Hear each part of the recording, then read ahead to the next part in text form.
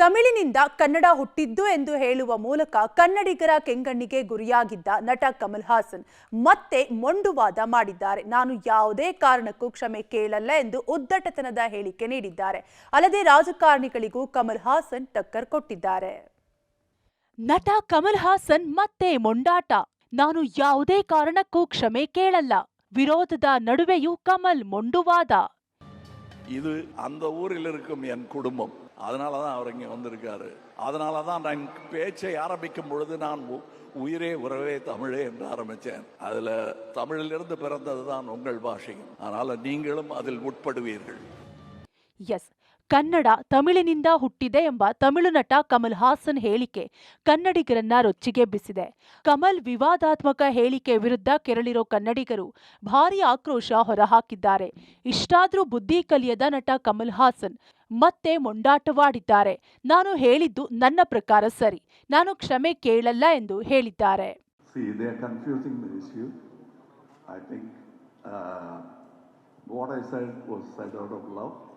And with a lot of historians who taught me language history, and that I didn't mean anything. And let me tell you, Tamil Nadu is a place which has been open. I don't say that there's no other state like that, but very rare state where a Menon has been our chief minister, a Reddy has been our chief minister, Tamilan has been chief minister. Then a Kannadiga Iyengar has been our chief minister from Mandya. When there was a problem in Chennai, which came from that chief minister who hailed from Karnataka, it was Karnataka who gave me support. The Kannadiga said, "Come here, we'll give you a house. Don't go anywhere." So the people will take care of Thug Life, Kamal Hassan and all these controversies. Politicians are not qualified to talk about language. They don't have the education enough to talk about it. That includes me. So let's leave all these very in-depth discussions to historians, archaeologists and language experts. Both those who criticize me for this statement of love, I spoke to Mr. Shivanna. ಕೇಳಿದ್ರಿ ಅಲ್ವಾ, ವಿವಾದದ ಬೆನ್ನಲ್ಲೇ ನಟ ಕಮಲ್ ಹಾಸನ್ ಆಡಿರೋ ಮಾತುಗಳನ್ನ. ಬೆಂಗಳೂರಿಗೆ ಬಂದ್ರೂ ಕನ್ನಡಿಗರ ಕ್ಷಮೆ ಕೇಳದ ಕಮಲ್ ಕೇರಳದಲ್ಲಿ ನಡೆದ ಸಿನಿಮಾ ಸುದ್ದಿಗೋಷ್ಠಿಯಲ್ಲಿ ಮತ್ತೆ ಉದ್ದಟತನ ಪ್ರದರ್ಶಿಸಿದ್ದಾರೆ. ವಿವಾದದ ಬಗ್ಗೆ ಸ್ಪಷ್ಟನೆ ನೀಡಿರೋ ಕಮಲ್ ಹಾಸನ್, ನಾನು ಯಾವುದೇ ಕಾರಣಕ್ಕೂ ಕ್ಷಮೆ ಕೇಳಲ್ಲ, ನಾನು ಕ್ಷಮೆ ಕೇಳುವಂತಹ ಹೇಳಿಕೆ ನೀಡಿಲ್ಲ. ತಮಿಳಿನಿಂದಲೇ ಕನ್ನಡ ಬಂದಿದ್ದು ಹೇಳಿಕೆ ಸರಿಯಾಗಿದೆ.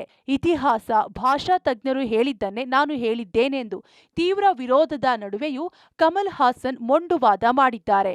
ಇದೇ ವೇಳೆ ರಾಜಕಾರಣಿಗಳಿಗೂ ಕಮಲ್ ಹಾಸನ್ ಟಕ್ಕರ್ ಕೊಟ್ಟಿದ್ದಾರೆ. ಭಾಷೆ ಬಗ್ಗೆ ಮಾತಾಡಲು ರಾಜಕಾರಣಿಗಳಿಗೆ ಅರ್ಹತೆ ಇಲ್ಲ. ಅನೇಕ ಇತಿಹಾಸಕಾರರು ನನಗೆ ಭಾಷಾ ಇತಿಹಾಸವನ್ನ ಕಲಿಸಿದ್ದಾರೆ. ತಮಿಳುನಾಡು ಒಂದು ವಿಶಾಲ ಹೃದಯ ರಾಜ್ಯ. ಒಬ್ಬ ಮೆನನ್ ನಮ್ಮ ಮುಖ್ಯಮಂತ್ರಿಯಾಗಿದ್ದಾರೆ, ಒಬ್ಬ ರೆಡ್ಡಿ ನಮ್ಮ ಮುಖ್ಯಮಂತ್ರಿಯಾಗಿದ್ದಾರೆ, ಒಬ್ಬ ತಮಿಳರು ನಮ್ಮ ಮುಖ್ಯಮಂತ್ರಿಯಾಗಿದ್ದಾರೆ, ಒಬ್ಬ ಕನ್ನಡಿಗ ಅಯ್ಯಂಗಾರ್ ನಮ್ಮ ಮುಖ್ಯಮಂತ್ರಿಯಾಗಿದ್ದಾರೆ. ಭಾಷೆ ಬಗ್ಗೆ ಆಳವಾದ ಚರ್ಚೆಗಳು ನಡೆಯಲಿ. ಇದನ್ನ ಇತಿಹಾಸಕಾರರು, ಪುರಾತತ್ವ ಶಾಸ್ತ್ರಜ್ಞರು ಮತ್ತು ಭಾಷಾ ತಜ್ಞರಿಗೆ ಬಿಡೋಣ ಎಂದು ತಮ್ಮ ಹೇಳಿಕೆಯನ್ನ ಸಮರ್ಥಿಸಿಕೊಂಡ್ರು. Politicians are not qualified to talk about language. They don't have the education enough to talk about it. That includes me. ಇನ್ನು ಕನ್ನಡಿಗರ ಪ್ರೀತಿಯನ್ನ ಕಮಲ್ ಹಾಸನ್ ಕೊಂಡಾಡಿದ್ದಾರೆ. ನಾನು ಸಮಸ್ಯೆಗೆ ಸಿಲುಕಿದಾಗ ನನಗೆ ಬೆಂಬಲವಾಗಿ ಕನ್ನಡಿಗರು ನಿಂತಿದ್ರು. ಚೆನ್ನೈನಲ್ಲಿ ಸಮಸ್ಯೆ ಆದಾಗ ಕನ್ನಡಿಗರು ಸಪೋರ್ಟ್ ಮಾಡಿದ್ರು. ನನ್ನ ಸಿನಿಮಾಗಳನ್ನ ಅಭಿಮಾನಿಗಳು ನೋಡ್ತಾರೆ. ನನ್ನ ಪ್ರಕಾರ ನನ್ನ ಹೇಳಿಕೆ ಸರಿ ಇದೆ ಎಂದು ಹೇಳಿದ್ರು. ಕಮಲ್ ಹೇಳಿಕೆ ಕನ್ನಡಿಗರನ್ನ ಕೆರಳುವಂತೆ ಮಾಡಿದೆ. ನಟ ಶ್ರೀನಾಥ್, ನಿರ್ದೇಶಕ ನಾಗತಿಹಳ್ಳಿ ಚಂದ್ರಶೇಖರ್ ಕಮಲ್ ಹಾಸನ್ಗೆ ತಿರುಗೇಟು ಕೊಟ್ರು. ಅಲ್ಲದೆ ಕಮಲ್ ಹಾಸನ್ಗೆ ಕನ್ನಡದ ಬಗ್ಗೆ ಗೊತ್ತಿಲ್ಲ ಎಂದು ಸಿಎಂ ಸಿದ್ದರಾಮಯ್ಯ ಹೇಳಿದ್ರು.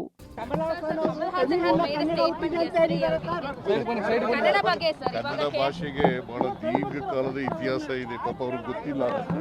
ಇವರೆಲ್ಲ ಇಷ್ಟು ದೊಡ್ಡ ಸ್ಥಾನಕ್ಕೆ ಹೋದವರಿಗೆ ಪ್ರಾಥಮಿಕ ತಿಳುವಳಿಕೆ, ಇಟ್ಸ್ ಪ್ರೈಮರಿ ನಾಲೆಡ್ಜ್. ತಮಿಳು ಕನ್ನಡದ ತಾಯಿ ಅಲ್ಲ, ಸೋದರ ಭಾಷೆ, ಜಗತ್ತಿಗೆ ಗೊತ್ತಿರತಕ್ಕಂಥದ್ದು. ಅರ್ಥ ಇಲ್ಲದೆ ಅದನ್ನ ತಾಯಿ ಸ್ಥಾನಕ್ಕೆ ಅವರು ಹೇಳ್ತಿರೋದು, ಗೊತ್ತಿದ್ದು ಹೇಳಿದ್ರು ಗೊತ್ತಿಲ್ಲದೆ ಹೇಳಿದ್ರು, ಅದು ತುಟಿ ಮೀರಿ ಅವರು ಆಡಿದ್ರೆ ಅವರು ಅದಕ್ಕೆ ವಿಷಾದ ವ್ಯಕ್ತಪಡಿಸಬೇಕು. 3000 ವರ್ಷದ ಹಿಂದೆ ಗ್ರೀಕ್ ನಾಟಕದಲ್ಲಿ ಕನ್ನಡದ ಸಾಲು ಇದೆ ಅನ್ನೋ ಸಂಶೋಧನೆ ಆಗಿದೆ. ಕನ್ನಡ ಎಲ್ಲಿಂದಲೂ ಹುಟ್ಟಬೇಕಾಗಿರಲಿಲ್ಲ, ಅದು ತಾನೇ ಹುಟ್ಟಿದೆ.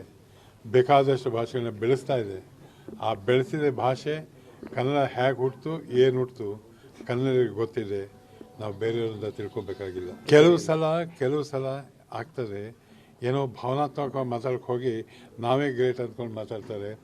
ಯಾವತ್ತು ಯಾವೊಬ್ಬ ವ್ಯಕ್ತಿನೂ ನಾನು ಗ್ರೇಟ್ ಅಂದ್ಕೋಬಾರ್ದು. ನನ್ನ ಭಾಷೆ ಬಗ್ಗೆ ನನಗೆ ಹೆಮ್ಮೆ ಇದೆ ಸರ್, ನನ್ನ ಭಾಷೆ ಬಗ್ಗೆ ನನಗೆ ಹೆಮ್ಮೆ ಇದೆ. ನಾವು ಕನ್ನಡಕ್ಕಾಗಿ ಎಷ್ಟು ರಾಜನಿಂದ ನಾವು ಕಲ್ಸ್ಕೊಂಡ್ಬಂದಿದ್ದೀವಿ, ನಮಗೆ ಗೊತ್ತಿದೆ. ಯಾರೋ ಬೇರೆಯವರು ಬಂದು ಹೇಳಬೇಕಾದ್ರೆ ನಾವು ಕೇಳಬೇಕಾಗಿದೆ. ಬೆಂಗಳೂರಿನ ಫಿಲ್ಮ್ ಚೇಂಬರ್ ಎದುರು ಕರವೇ ಪ್ರವೀಣ್ ಶೆಟ್ಟಿ ಬಣ ಪ್ರತಿಭಟನೆ ನಡೆಸಿತು. ಥಂಗ್ ಲೈಫ್ ಚಿತ್ರ ಬಿಡುಗಡೆಗೆ ಅಡ್ಡಿಪಡಿಸೋದಾಗಿ ಎಚ್ಚರಿಕೆ ನೀಡಿದೆ. ಮೈಸೂರು, ಬೆಳಗಾವಿ, ರಾಯಚೂರಿನಲ್ಲೂ ಕನ್ನಡಿಗರು ಕೆರಳಿದ್ದಾರೆ. ಮೈಸೂರಿನಲ್ಲಿ ಕರ್ನಾಟಕ ಸೇನಾಪಡೆ ಕಮಲ್ ಹಾಸನ್ ವಿರುದ್ಧ ಪ್ರತಿಭಟನೆ ನಡೆಸಿದೆ. ನಗರದ ಹಳೆ ಜಿಲ್ಲಾಧಿಕಾರಿಗಳ ಕಚೇರಿ ಬಳಿ ಪ್ರತಿಭಟನೆ ನಡೆಸಿ ಕಮಲ್ ಹಾಸನ್ರನ್ನ ನಿಷೇಧಿಸುವಂತೆ ಆಗ್ರಹಿಸಲಾಯಿತು. ಬೆಳಗಾವಿಯಲ್ಲಿ ಐನಾಕ್ಸ್ ಚಿತ್ರಮಂದಿರದ ಬಳಿ ಕರವೇ ನಾರಾಯಣಗೌಡ ಬಣ ಪ್ರತಿಭಟನೆ ನಡೆಸಿದೆ. ನಟ ಕಮಲ್ ಹಾಸನ್ ಕೂಡಲೇ ಕ್ಷಮೆ ಕೇಳಬೇಕು ಎಂದು ಕಾರ್ಯಕರ್ತರು ಒತ್ತಾಯಿಸಿದರು. ಕಮಲ್ ಹಾಸನ್ ಭಾವಚಿತ್ರಕ್ಕೆ ಚಪ್ಪಲಿಯಿಂದ ಹೊಡೆದು ಧಿಕ್ಕಾರ ಕೂಗಿ ಆಕ್ರೋಶ ವ್ಯಕ್ತಪಡಿಸಿದರು.